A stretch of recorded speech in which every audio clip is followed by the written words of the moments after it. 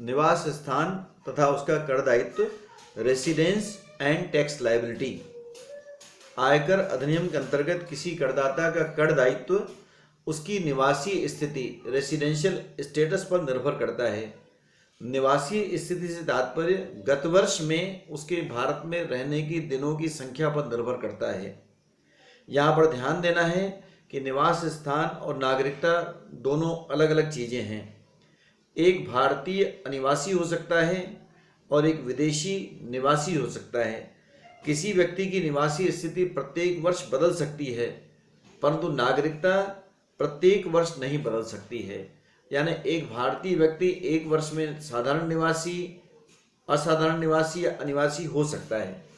तो निवास स्थान के आधार पर करदाताओं को 3 प्रकार से बांटा गया है।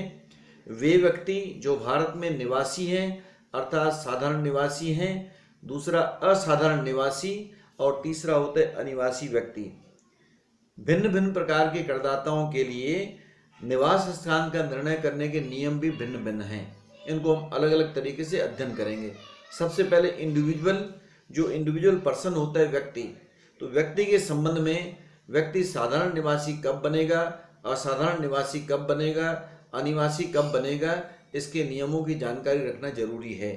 साधारण निवासी में ध्यान देंगे, एक व्यक्ति गत वर्ष में भारतवर्ष में साधारण निवासी माना जाएगा जब वह आधार शर्त ए और बी में से किसी एक शर्त को पूरा करता है।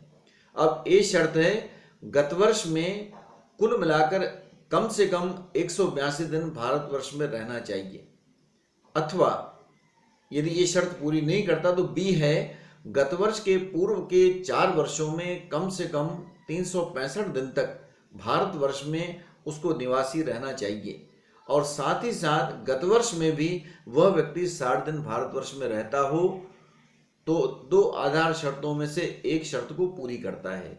अब इसके 2 प्रकार के अपवाद हैं जहां पर शर्त बी लागू नहीं होगी, शर्त ए महत्वपूर्ण होती है। एक व्यक्ति जो भारत का नागरिक है और विदेश में सेवा कार्य के लिए गया हुआ है, गत वर्ष में उसको भारतवर्ष में साधारण निवासी बनने के लिए कम से कम 182 दिन भारत में रहना पड़ेगा, 60 दिन की शर्त उसके लिए लागू नहीं होती। उसी प्रकार एक व्यक्ति जो भारतीय नागरिक है या भारतीय मूल का व्यक्ति है, ऐसा व्यक्ति जो है गत वर्ष में भारतवर्ष में 182 दिन की शर्त को पूरा करना आवश्यक है। अब भारतीय मूल के व्यक्ति से तात्पर्य होता है वह व्यक्ति स्वयं या उसके माता पिता या उसके दादा दादी ने अविभाजित भारत में जन्म लिया हो।